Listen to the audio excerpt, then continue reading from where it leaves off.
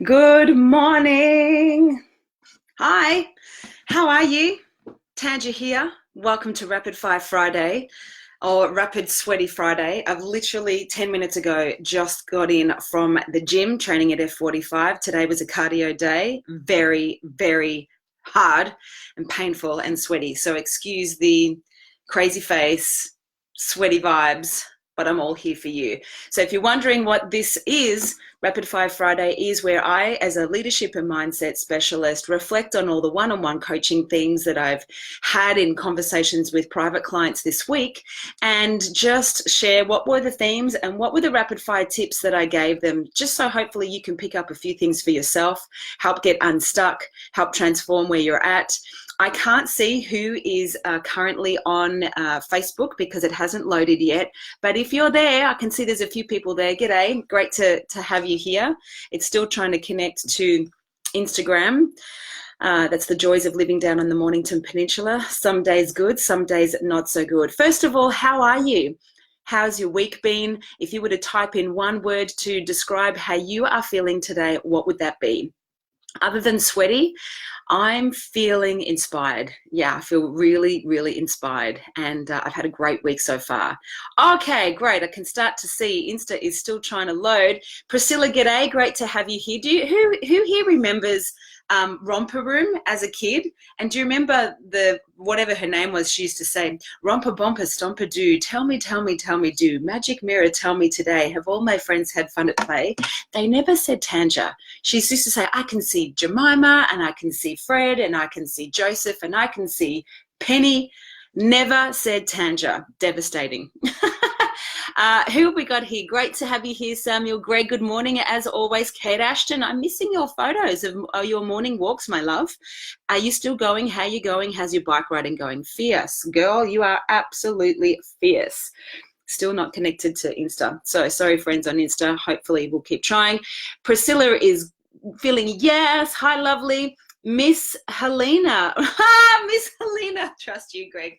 Miss Helena. That's right. She said Greg. G'day, Troy.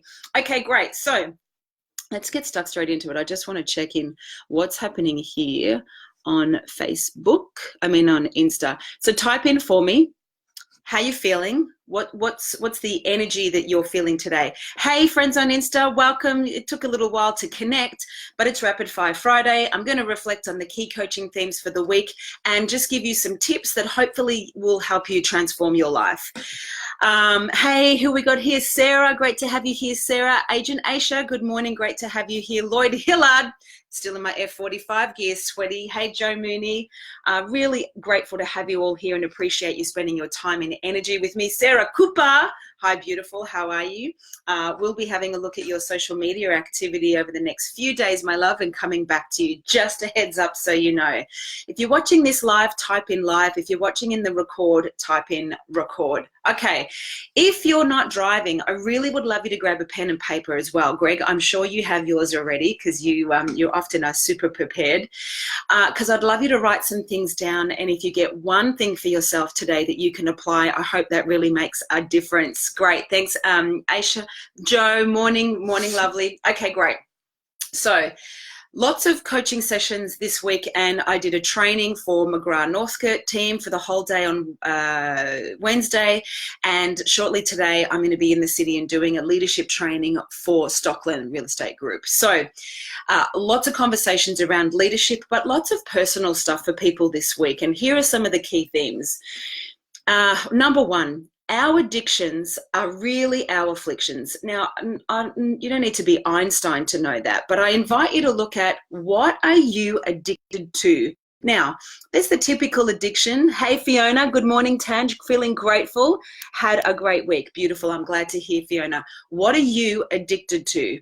It could be alcohol, drugs, medicine or medication or, prescription drugs, social media, I definitely know for many years I was addicted to emotional abandonment. I was addicted to, being abandoned and kind of going emotionally into relationships that really didn't serve me, or staying in relationships that really didn't serve me. Good morning, Joanne. Are you addicted to TV? Are you addicted to a certain person? Are you addicted to a certain emotion? And it may seem like a funny question, but many of us have addictions that we are unaware of. And one client, beautiful, beautiful client this week, got to see that they have been addicted to a codependent relationship. And they've been in that relationship for 8 years, and that relationship wasn't serving them. And within 3 to 4 months of the 8-year relationship, they knew that wasn't the relationship for them, but they stayed in the relation. Can I say relationship any more times? They stayed in that partnership because they thought they could fix the person. They thought they could change the person, and they were addicted to trying to fix and change the person and change the relationship. Does that make sense to you? Hey, Kristen, great to have you here. And have you tried to do that yourself? And when we become aware of when we're operating in our addictions, and we don't honor our intuitive intelligence, because they intuitively knew within 3 to 4 months that that partnership was not going to be forever, and they'd stayed in it for 8 years. Guess what their experience of that relationship over 8 years has been? Suffering, uncomfortable, fighting, arguing, and a lack of congruency. So the impacts of this are, it impacts us physically, mentally, emotionally, spiritually, confidently, in our experience of life. And it's just because we seem to get some kind of benefits out of it. So our addictions, whether they be external or internal emotional addictions, are really afflicting our ability to live our greatest life. And the coaching I gave this individual was, your gut, when you give up thinking, that's what gut means, give up thinking. When you trust your gut and you honor your truth, you know what's true. Because they're like, oh, maybe we could make it work. Maybe we could make it work. And I'm like, what's your truth? What's your gut say? It's over. How long have you known that for? Nearly 8 years. Okay. And why are you staying in it? Because I feel like I can change them or change her or fix her. Okay, got it. And what's it like? What's the impact like? It sucks and I'm not living my truth and I'm unhappy. I got it. It takes vulnerability and courage to honor your truth.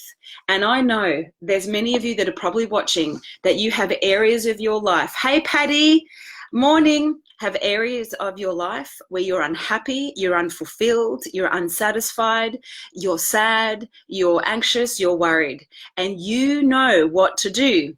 I promise you, you know what to do. Your intuitive intelligence knows what to do, and you're scared.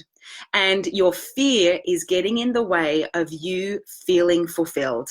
And if I could give you any heartfelt message from me today, it would be to be courageous. It would be to take a bold step and have a leap of faith that if you honor your truth, everything will work out. Does that make sense to you? Hey, Taylor, great to have you here. I really hope you hear something for yourself, because I know all of us have some little thing that we're addicted to, and it gives us an element of suffering that really is just hindering our growth. So ask yourself, where am I addicted to an emotion or an experience that is not enabling me to grow, or a person, and I know intuitively it's not good for me? And if I was courageous today, if I had faith in what's on the other side of that door of vulnerability and courage, if I took an act and was brave and honored my truth, what would be possible? I invite you to get excited and explore what would be possible today. Hey, Matilda, great to have you here. Does this make sense? Please write in and tell me what you hear for yourself. What do you hear inside of this share? Awesome. Okay, another client has been unhappy in a brand that they've been working in for 12 years. They personally have higher standards than what they feel that the leader has standards of.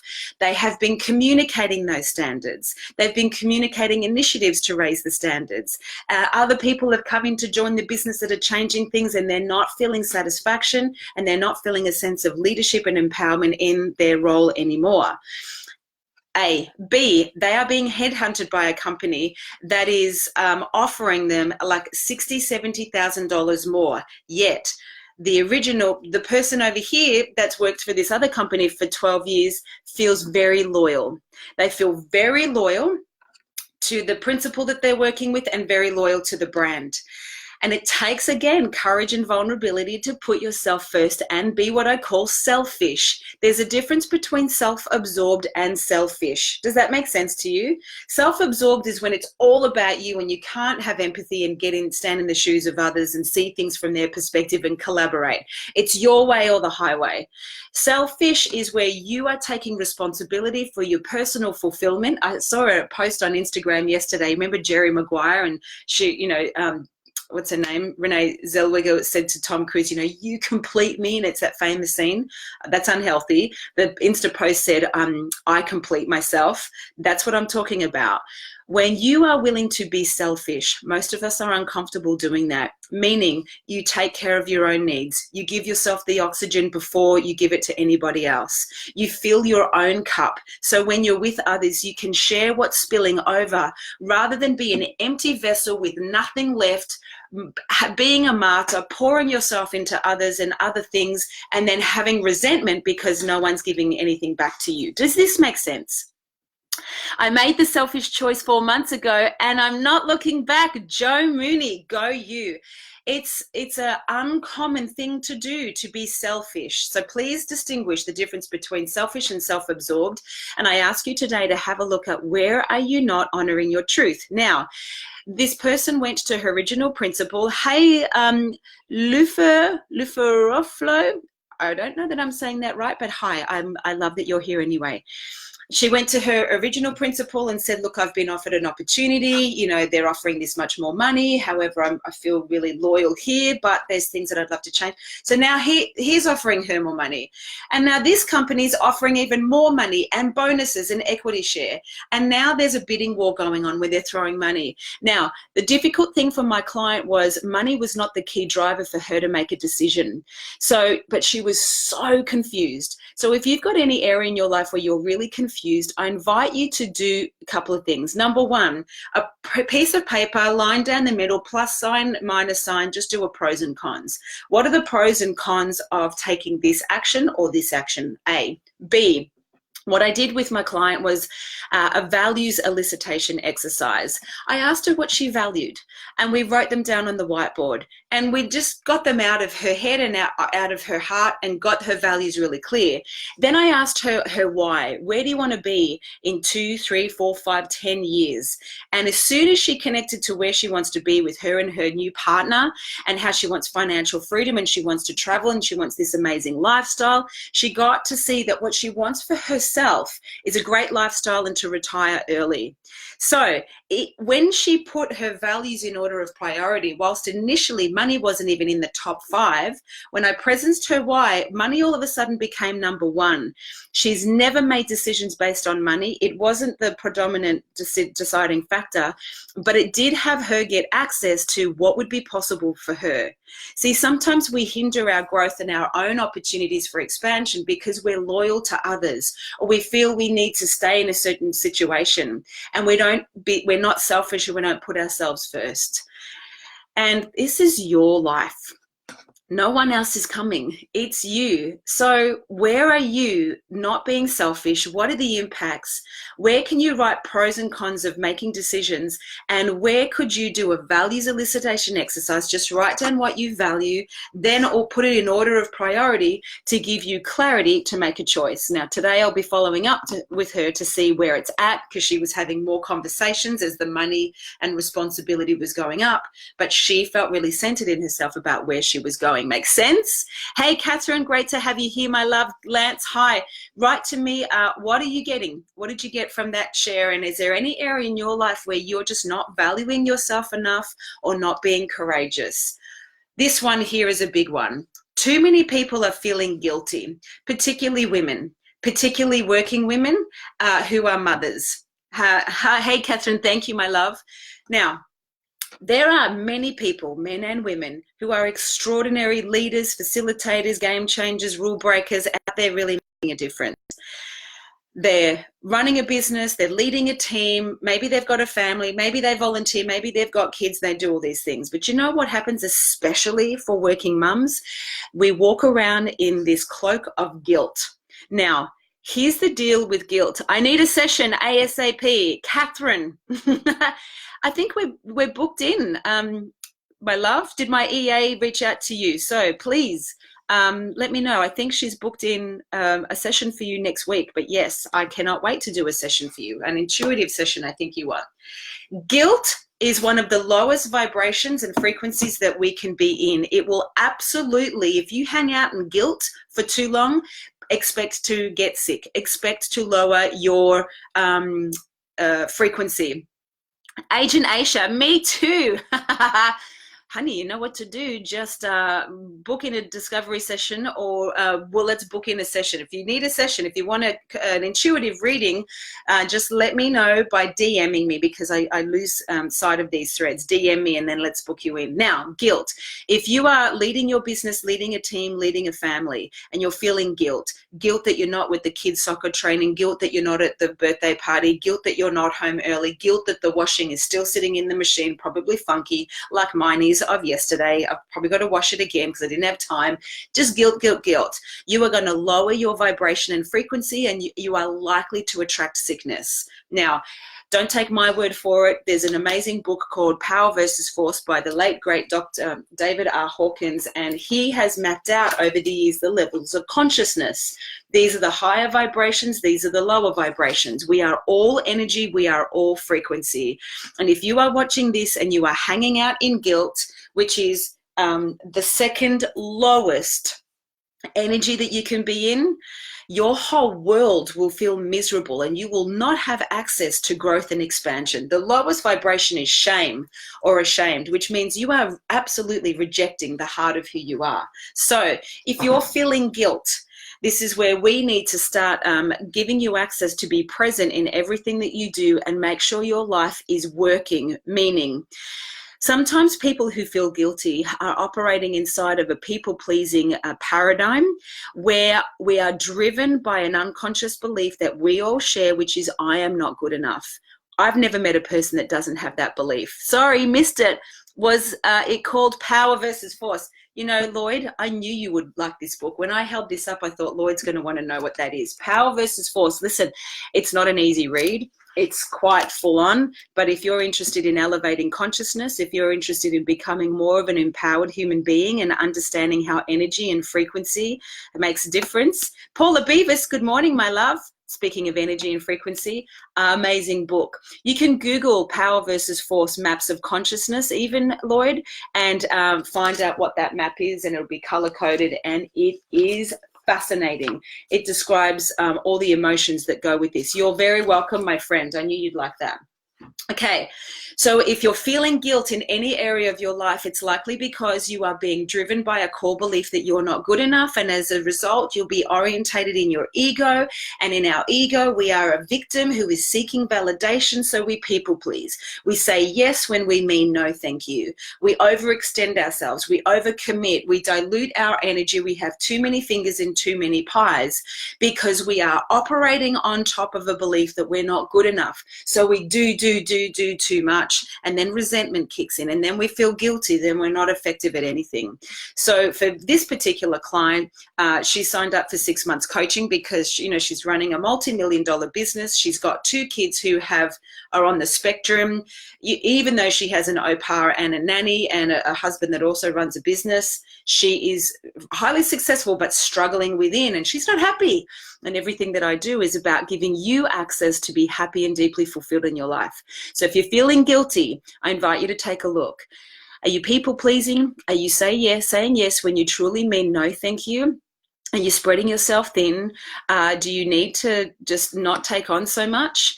And could you start practicing being present in the activity that you're doing and start waving the wand of your greatness and put down the whip? The other reason why you'll feel guilty is because you haven't been in communication with people around your priorities, or your focus. So you're saying yes to people and you're overextending yourself, and then you have to cancel plans and change plans and not show up, which has no integrity. So get comfortable being uncomfortable, being selfish, and saying no thank you when people ask you to do things that you don't have the time to do or that will compromise your existing projects or commitments. And start to let go of people pleasing and overextending yourself. And then start practicing being present where you are. If you can be at Johnny's soccer training, awesome. If you can't, be in communication with Johnny and make it up in another way. Does this make sense? Please send me an emoji, send me a word, send me a comment. Let me know, have you ever suffered from feeling guilty that you're not doing enough, that you're not helping enough, that you're not changing, things enough for people for it to be better? Guilt is a trap of our greatness and stops our flow. So where could you let go of people pleasing? Where can you say no when you've been saying yes? Where can you stop diluting your energy and become more selfish? And then I also want to just share with you another theme. So there's so much that I could share today, but I'm already gone for 20 minutes, so I'll wrap it up shortly. But here's another thing. If you're watching this and you really want to grow your business, which I know most of you want to do, or all of you want to do, I'm training a guy at the moment who's a commercial real estate specialist, and he's being actually doing really great. His monthly GCI budget or target that we've set for him to generate 500K this year is 42,000. The last 2 months he's averaged 110,000 GCI, so he's doing well, right? Some would say he's doing amazing. Absolutely. And it's happened by design, not by default. Like, we've got a plan for him, why he's doing that. However, I helped him find a way that he could be generating, instead of 500K this year, 1,620,000. And it was actually really easy to do. Here's what I told him. You need to become a researcher. You need to ring your ideal clients, not the end user. See, if the end users are vendors and buyers, or landlords and tenants, they're the end user of your products and services. The ideal client is someone that has a big database or a big tribe of those people, right? You want to build relationships with the ideal client. Could be, in his case, a property developer. In a real estate agent's case, it would be a mortgage broker, an accountant, a solicitor, a financial advisor, a conveyancer, right? Someone that is talking to people that either want to buy their first home or set up an investment portfolio. So spend time taking those ideal clients, the property developers, the mortgage brokers, the conveyancers, the financial advisors, out for lunch, and say this. You're in research mode. I'm doing some independent research. Hey, Patty, hell yes, she says. I'm doing some independent research, and I'm wanting to speak to industry experts. First of all, you're saying you're doing independent research. You want to speak to industry experts. They then think, oh, you think I'm an industry expert. That's lovely. On what the biggest challenges are in your role and with your clients. And you just ask them to share what are the biggest problems or challenges that you're facing. Now, when I asked my client to do this, he goes, I already know what their problems are. And I said, what? And he said, well, they've got to sell the developments that they have. That's one problem, but the other problem is they've got all this land to develop and they can't move on to it and make money out of that because this is slowing them down. And I said, okay, so what value proposition can you create to demonstrate how you can help them sell this existing stock quick and work in partnership with them to start selling stock off the plan without the products even being developed yet? And all of a sudden, your value that you can demonstrate to your ideal client just becomes way more attractive, and you're establishing a partnership and a union and a connection rather than being a transactional operator. Does that make sense? I'm going to be doing a whole webinar on strategic alliances and how to build a really robust value proposition where you become the key person of influence in your particular market or in your particular area. This is all about leverage because it's really expensive ringing one client at a time, but you go and have a conversation with an ideal client who has a lot of end users here and they start referring and generating leads and sending people to you. Flow and magic. That's the sound of flow and magic, by the way. So get curious is the coaching. Take your clients out for lunch. Ask what their biggest challenge is. When I started out in real estate 4.5 years ago, I didn't have any experience in this industry other than being a vendor who was trying to sell her home.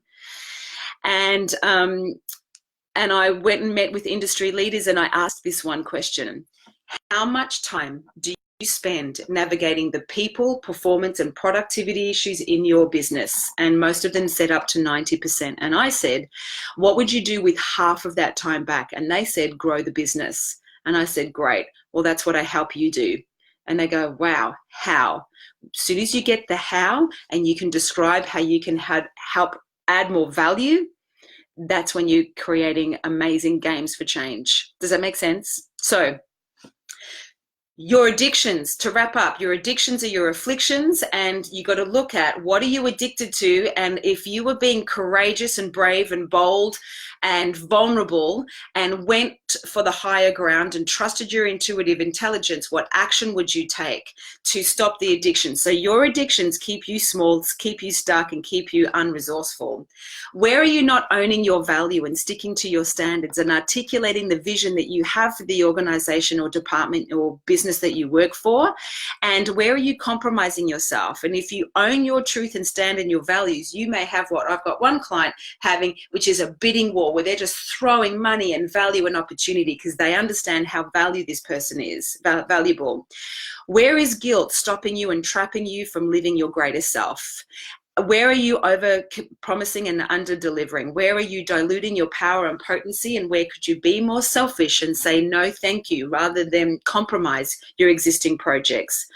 And how can you get curious and add more value to the clients that you have the privilege to serve? Your ideal clients, not the end user. So you become someone that has leads just running to you, and you've got brand ambassadors that are out there, you know, blowing the trumpet, and you, like my other client, can go from $42,000 a month to $110,000 a month, going from forecasting 500K for the year to 1,620,000 for the year, just through effective strategic alliances. So just some of the themes that came out of my coaching, one-on-one coaching this week. Lots of other great stuff from one-day leadership training with the McGrath Northcote team. And today I'm about to go get in the shower and get ready to do a leadership training for the team at Stockland in the city. So I hope you got some value out of that. Let me know, which lesson did you find the most valuable? And as you're typing that in, just a little reminder to let you know, Mindset Mastery Monday is up, 8 a.m. Eastern Standard Time on Monday. If you have an area of your life where you feel stuck, or you're oscillating, taking 2 steps forward and 2 steps back, and you just need a raft, or you have a question, I'm here for you. DM me with your question. It's completely anonymous. Won't say, you know, who you are or where you're from. What did you get out of today's session? If you were watching live, please type in live. Hey, Aisha, you're really welcome. What did you get out of this, my love? I'm keen to know. Did you get something about intuitive intelligence? Did you get something about letting go of guilt? Did you get something out of learning a bit more about this book and they're going to research the maps of consciousness like I know Lloyd will? What did you get? So thank you for spending your valuable time with me. I hope you have a beautiful Friday. And as always, in the late great words of Maya Angelou, so much I'm glad, Aisha, that's awesome. Owen Davis, great to have you join in. We're just wrapping up, my friend, but you can watch the record. Know me too well. I know, Lloyd. Congratulations, mate. We're in week 5 of F45. This morning was a ripper. Lloyd says, thanks, legends, always of value. I love the way you connect to the tribe, Lloyd. Oh, Soz, it's okay. Owen, watch the record, mate, and then tune in 8 a.m. Eastern Standard Time Monday for Mindset Mastery Monday. This is free, right? It's from my heart to yours. Free peak performance coaching. Maybe some weeks you get something, maybe other weeks you don't. Maybe every week you do. Maybe you just want to show up and see, you know, what lives we're changing and what we're doing. You're welcome, Owen. I just really am grateful of your time spent here. So as I was saying, in the late great words of Maya Angelou, Aisha's saying that's something I'm really interested in consciousness and health, and how emotions can hinder us. Progression is happiness. This is everything. Progress is the key to happiness, Aisha. So guilt and not being selfish, not honoring your own dreams, not honoring your intuitive intelligence. Like, you got to trust your gut. You have to trust your gut. Your gut is when you give up thinking. You go beyond rational mind, and your intuition is your inner Tuit, your inner teacher, your inner guide. They know what you want. Too many of us are scared to trust our gut because we want to know how it's going to go and how it's going to work out. Maps of consciousness. Yes, Patty, you're going to love that too. So please check out go and Google the Maps of Consciousness by Dr. David R. Hawkins from Power versus Force, a really great resource. Remember, as Maya Angelou says, people will forget what you said, people will forget what you did, but people will never forget how you made them feel. Go make yourself and others feel great today. Do something kind for you. Drop the guilt, less whip, more wand. Start to have an attitude of gratitude of what there is to be grateful and appreciative for. Jessica Kerben, I love you for jumping in. We're jumping out now, but you may watch the record on IGTV, my love. Thanks for spending your valuable time with me. If you got some value out of this, please share with your tribe. Just ordered the book, Paula says. Unreal. Yeah, I know you're all about consciousness and intuition, you and your team with Sam in Northcote. I miss you guys. Yeah, check it out. It's really worthwhile. That was half an hour. Much love. I don't want to keep you anymore. Go change lives. And remember also, everything is energy. Everything is frequency. You're either in an empowered or a disempowered frequency. What this book does highlight in the Maps of Consciousness, which you can download this, the map on Google, is the positive and uplifting frequencies and the negative frequencies. How do you know whether you're in an empowered or a disempowered state? You know by how you feel. If you feel shit, you're hanging on to shitty attitudes. If you feel great, you're in an attitude of gratitude, which alters your altitude, and you can go and attract amazing things to you. Do not expect to attract anything when you're in suffering and guilt and lethargy and apathy and resentment and anger and frustration. Let that shit go, my friends. Let it go. It's like dragging body bags around. Let it go. Life's too short. I love you. Have a beautiful day. Thanks for spending your time with me. Tag or share or, with a friend if you feel like it was of value. And I really look forward to your company, 8 a.m. Eastern Standard Time for Mindset Mastery Monday. Mwah, mwah, mwah. Go be great. Create miracles because you can. See ya. And bye to you, our friends on Facebook. Ciao.